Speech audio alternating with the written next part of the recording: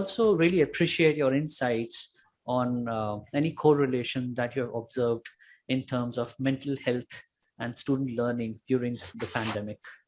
Yeah, well, there's been a lot of trauma during this time, Amandeep, and both primary and secondary trauma. So primary trauma is when something actually happens to you, and secondary trauma is when you watch something happen to someone else and you get upset and traumatized by what you've observed. So right. I think we can all relate to that, and we all probably have stories about that or may have experienced it in our own families.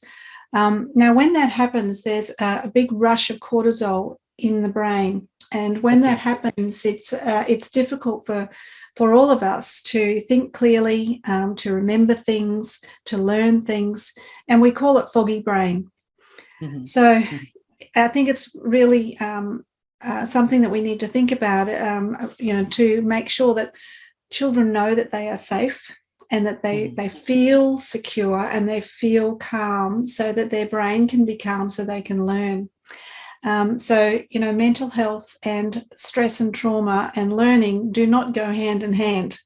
So, it applies the same for adults. So those facilitators, coaches, parents, teachers, whatever you want to call them, the adults around these children need to be really calm, or calm themselves as much as they can, so that they can then support the students and children to become calmer as well, so that thinking and learning can occur in a more natural way, because the brain is calmer. So my favorite saying is, a calm brain is a thinking brain. So yes, I think it sort of goes hand in hand.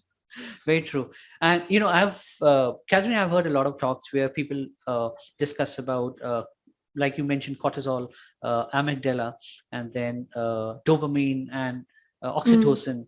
But there are very few who can actually bring it to the classroom and use that brain-based learning approach